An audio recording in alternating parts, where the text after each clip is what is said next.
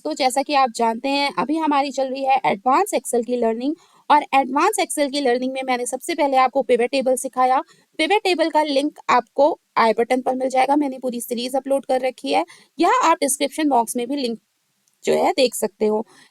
Pivot table से हम आगे बढ़ चुके हैं पावर पिवट की तरफ। पावर पिवट में मैंने ऑलरेडी पावर पिवट का बेसिक फंडामेंटल और पावर पिवट का इंस्टॉलेशन वीडियो बना रखा है। अगर आपने अभी तक वीडियो नहीं देखी है तो आपको डिस्क्रिप्शन बॉक्स में लिंक मिल जाएगा, या आप ऊपर आई बटन पर भी क्लिक कर सकते हो। आज हम आगे बढ़ते हैं पावर पिवट में एपिसोड 3 की तरफ। चलिए यहाँ पर मैं आपको दिखाती हूँ। लास्ट एपिसोड में मैंने आपको बताया था कि अगर आपको किसी भी सोर्स डेटा को पावर पिवट में वर्क करना है तो आपको सबसे पहले अपने डेटा को डायनेमिक बनाना है, उसको टेबल में कन्वर्ट करना है।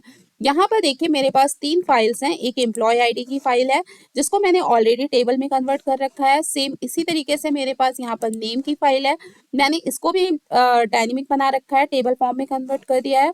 और इंसेंटिव नाम की फाइल है, उसको भी मैंने टेबल फॉर्म में कन्वर्ट कर रखा है। और मैंने तीनों ही टेबल्स को यहाँ टेबल डिजाइन से जाकर यहाँ टेबल नेम में मैंने तीनों ही टेबल्स को अलग अलग नाम दे रखा है। इसके बाद मैंने आपको यहाँ पिछले ही वीडियो में बताया था कि आपको यहाँ पर पावर पिवट का आइकॉन कैसे दिखेगा। पावर पिवट के आइकॉन में मैंने आपको ऐड टू डेटा मॉडल करना भी सिखाया था। तो अभी मैं अपनी तीनों ही जो मेरी एक्सेल के यहाँ पे मैंने आपको टेबल्स दिखाए, इन तीनों को मैं ऐड टू डेटा मॉडल करने वाली हूँ। सबसे पहले मैं यहाँ पर पहली टेबल को ऐड टू डेटा मॉडल करती हूँ। आप जो है यहाँ से मैंने इसको ऐड टू डेटा मॉडल किया। एक बार आपको डेटा मॉडल में जब आपने ऐड कर दिया तो आपको बार बार जो है यहाँ पर इसको डेटा मॉडल में ऐड करने की जरूरत नहीं है। ठीक है, आपको बार बार इसको डेटा मॉडल में ऐड करने की जरूरत नहीं होगी। आपको क्या करना है, आपको सिर्फ और सिर्फ यहाँ से मान लीजिए आप अपने एक्सेल पे चले गए, ठीक है, आप अपनी एक्सेल पे वर्क कर रहे हो। अब आपको डेटा मॉडल पे वर्क करना है, पावर पिवट पे वर्क करना है, तो आप यहाँ से मैनेज में जाओगे। तो आप मैनेज में जाने के बाद पावर पिवट में ऑलरेडी आ जाओगे। मैंने अपनी तीनों ही यहाँ पर टेबल्स को ऐड टू डेटा मॉडल कर लिया। देखिए पहली यहाँ पर ये आ रही है एम्प्लॉय आईडी, दूसरी आ रही है यहाँ पर नेम, तीसरी आ रही है यहाँ पर इंसेंटिव। ठीक है, मैंने अपनी तीनों ही यहाँ पर टेबल्स को ऐड टू डेटा मॉडल कर दिया है। यहाँ पर मैंने आपको ये बताया था, ये जो आपका यहाँ पर ये दिख रहा है, ठीक है, ये इससे क्या करोगे आप, आपका जो डेटा है, आपको जितने भी डेटा देखने हैं, मान लीजिए आपका लाखों में डेटा है, आपको 1000 डेटा में वर्क करना है, तो आप यहाँ से अपने डेटा को कम ज्यादा कर सकते हो। इसके नीचे आपका ये जो पार्ट आता है इसको टैक्स मेजर्स कहते हैं, और यहाँ पर ये जो आ रहा है इसको कहते हैं ऐड कॉलम्स। जैसा कि मैंने पिवट टेबल में बताया था, कैलकुलेटेड फील्ड में आप छोटे मोटे कैलकुलेशंस कर सकते हो, और यहाँ पर आप मेजर कैलकुलेशंस कर सकते हो। लेकिन इन सब चीजों से पहले आपको मैं आपके टेबल्स के बीच में रिलेशन कैसे डेवलप करोगे वो बताती हूँ। रिलेशन आप दो तरीके से डेवलप कर सकते हो। पहला तो या तो आप अपने एक्सेल में ही यहाँ पर डेटा में जाओ, और डेटा में आपको यहाँ पर जो है रिलेशनशिप का ऑप्शन मिलेगा, आप यहाँ से अपने डेटा पे रिलेशनशिप डेवलप कर लो, या फिर आप पावर पिवट में जाओ। आप पावर पिवट में भी जाकर यहाँ से क्या करोगे, डिजाइन में जाओगे, आप रिबन में यहाँ पे कहाँ जाओगे, डिजाइन में जाओगे, और डिजाइन से आप कहाँ जाओगे, देखो यहाँ पे रिलेशनशिप्स का ऑप्शन मिल रहा है, जिसमें आपको 2 ऑप्शन मिल रहे हैं। पहला आपको मिल रहा है क्रिएट रिलेशनशिप, और दूसरा आपको मिल रहा है मैनेज रिलेशनशिप।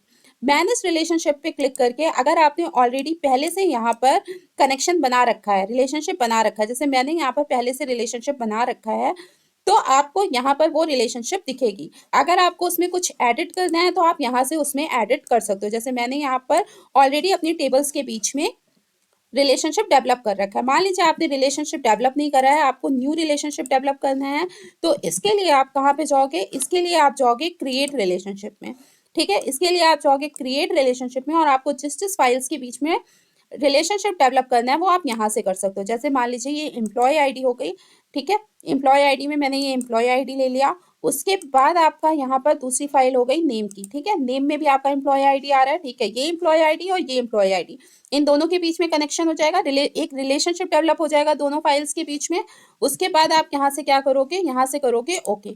ठीक है, अब यहाँ पे क्या लिखा हुआ आ रहा है, यहाँ पर लिखा आ रहा है you can not create a relationship between employee ID name employee id because a relationship already exists between these columns। Okay, मैंने ऑलरेडी रिलेशनशिप यहाँ पर डेवलप कर रखा है, तो इसको यहाँ से कैंसिल कर देते हैं। ये मैंने आपको सिर्फ इसलिए बताया कि आपको पता हो कि अगर आपको न्यू रिलेशनशिप डेवलप करना है तो आप कहाँ से करोगे। अभी मैंने कर रखा है, तो मैं आपको यहाँ मैनेज रिलेशनशिप से दिखाती हूँ। ठीक है, एडिट पे जाके ये देखिए एम्प्लॉय आईडी में मैंने रिलेशनशिप यहाँ पर डेवलप कर रखा है, ये देखिए, ठीक है। अभी इसको कैंसिल करते हैं यहाँ से, इसको भी यहाँ से कैंसिल करते हैं। ये तो एक तरीका हो गया, ठीक है, ये तो एक तरीका हो गया। दूसरा, अभी आपको जो ये व्यू दिख रहा है यहाँ पे, आप पहले तो होम में जाओ यहाँ से, ठीक है। अभी आप ये जो व्यू देख रहे हो, ये डेटा व्यू देख रहे हो आप, ठीक है, ये डेटा व्यू देख रहे हो। अगर आपको डायग्राम व्यू देखना है तो देखो, डायग्राम व्यू में आपने जिस जिस टेबल का जैसे जैसे रिलेशनशिप डेवलप किया है वो आपको यहाँ पर दिखने लगेगा। ये देखिए, ये हो गया आपका डायग्राम व्यू। यहाँ पर आपको साफ साफ दिख रहा है ये एम्प्लॉय आईडी की टेबल है जो इस नेम वाली टेबल से कनेक्टेड है, ठीक है। ये इंसेंटिव और ये नेम वाली टेबल ये इंसेंटिव वाली टेबल से कनेक्टेड है। आप अपना जो रिलेशनशिप है वो यहाँ से भी डेवलप कर सकते हो। जैसे यहाँ पर ये एम्प्लॉय आईडी को एम्प्लॉय आईडी से रिलेट करना है तो आप बस इसको पकड़कर यहाँ से इसको इस पे ड्रैग कर दो। अभी भी आपको ये बताएगा you can not create a relationship between because it's already exist, ठीक है, कोई बात नहीं। ये तो मैंने आपको एक तरीका बताया कि आप डायग्राम व्यू से भी जाकर यहाँ से डायरेक्ट ऐसे करके भी रिलेशनशिप डेवलप कर सकते हो, ठीक है। इसको यहाँ से हटा देते हैं। अभी हम आते हैं अपने डेटा व्यू पे। अब हम आते हैं अपने डेटा व्यू पे। देखिए, अभी आपने जब यहाँ पर अपने डेटा को यहाँ पे पावर पिवट में ऐड टू डेटा मॉडल कर दिया, लेकिन अभी देखिए अगर आपके पास यहाँ पे माइंड में एक क्वेश्चन है कि आपको किसी एक टेबल से कोई वैल्यू लुकअप करनी है किसी दूसरे टेबल के रेफरेंस में, तो आपके माइंड में सबसे पहला आंसर आपके माइंड में आएगा कि हम यहाँ पर वी लुकअप यूज कर लें। लेकिन अगर आपने यहाँ पावर पिवट में जाकर अपना रिलेशनशिप डेवलप कर लिया है टेबल के बीच में, तो आप हजारों वी लुकअप लगाने से बच जाओगे। आप किसी भी तरीके की कैलकुलेशन कर सकते हो यहाँ पावर पिवट में, किसी भी तरीके की यहाँ पर मैनिपुलेशन कर सकते हो। तो पावर पिवट में फाइल्स के बीच में जो रिलेशनशिप डेवलप होता है उसका बेनिफिट यही होता है कि आप कैसी भी कैलकुलेशन कर सकते हो, कैसा भी मैनिपुलेशन करना है, फॉर्मूला लगाना है, आप यहाँ पर लगा सकते हो। चलिए, अभी मैं आपको यहाँ पर, मैंने पिछली बार भी बताया था आपको, पिछले वीडियो में बताया था कि ये जो यहाँ पर इंटरसेक्शन आ रहा है, ठीक है, ये जो इंटरसेक्शन आपका आता है, ये लाइन जो आपको यहाँ पर दिख रही है इंटरसेक्शन वाली, ये लाइन यहाँ पर इसलिए आ रही है, देखिए हर किसी में आ रही है ये लाइन यहाँ पर इसलिए आ रही है कि अगर आपका डेटा जो है लाखों में है तो आप एक साथ लाखों डेटा में वर्क नहीं करते हो। आपको जितने भी डेटा वर्क में वर्क करना है, आप इस इंटरसेक्शन के थ्रू आप उतने डेटा पर वर्क कर सकते हो। अब इस इंटरसेक्शन के नीचे वाला जो एरिया है उसको टैक्स मेजर्स कहते हैं, मैंने पहले भी आपको बताया है। अब यहाँ हम आपको कुछ कैलकुलेशन करके दिखाते हैं। आप यहाँ ये होता है एट जो है कॉलम और ये होता है मेजर्स, ठीक है। आप यहाँ पर कुछ कैलकुलेशंस कर सकते हो जैसा आप पिवट टेबल में भी करते थे कैलकुलेटेड फील्ड में, पर कैलकुलेटेड फील्ड में आप छोटे मोटे कैलकुलेशन कर सकते हो, यहाँ पर आप थोड़े मेजर कैलकुलेशन कर सकते हो। अभी मैं आपको सिर्फ एक कैलकुलेशन की झलक दिखाती हूँ। सबसे पहले देखिए, आपने यहाँ पर एक फंक्शन लिखा, उस फंक्शन को चलिए यहाँ पे मैं लिखती हूँ रिलेटेड फंक्शन हमें यहाँ पे लगाना है। अभी आप पहले मैं आपको बताती हूँ, रिलेटेड फंक्शन से पहले मैं यहाँ पर क्या करती हूँ, मुझे क्या चाहिए, मुझे ये जितनी एम्प्लॉय आईडी है, ठीक है, ये जितनी भी एम्प्लॉय आईडी है उन एम्प्लॉय आईडीज की यहाँ पर क्या दे रखी है, देखिए उन एम्प्लॉय आईडीज की यहाँ पर सैलरी दे रखी है, ठीक है, सारी एम्प्लॉय आईडीज की यहाँ पर सैलरी है, मुझे उन सैलरीज को यहाँ पर लेकर आना है। तो उसके लिए आप यहाँ पर क्या फंक्शन लगाओगे, यहाँ पर वीलुकअप लगाने की जरूरत नहीं है, यहाँ पर आप लिखोगे रिलेटेड। जैसे आप देखो लिखे ना, यहाँ पे कितने सारे फंक्शंस आ गए।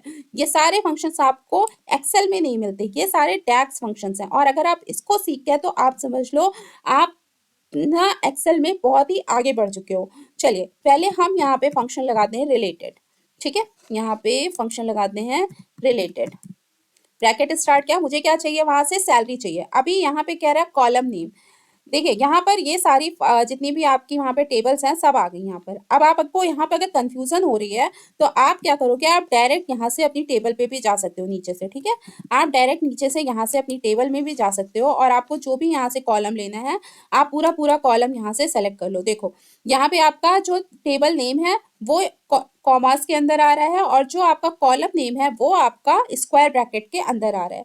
अब अगर आप इसको यहाँ से इंटर करते हो, देखो ब्रैकेट क्लोज किया और इसको यहाँ से इंटर करते हो, ठीक है, इसको आप यहाँ से इंटर करते हो, थोड़ा सा प्रोसेसिंग में टाइम लेगा। अब ये देखो यहाँ पर ये जो एम्प्लॉयज हैं उनकी सैलरी यहाँ पर आ गई, देखा आपने। इस तरीके से आप जो है अपनी कैलकुलेशन यहाँ पे टैक्स फंक्शंस लगा सकते हो। ये तो एक छोटी सी झलक थी, अभी हम वीडियो में आगे बहुत कुछ सीखने वाले हैं।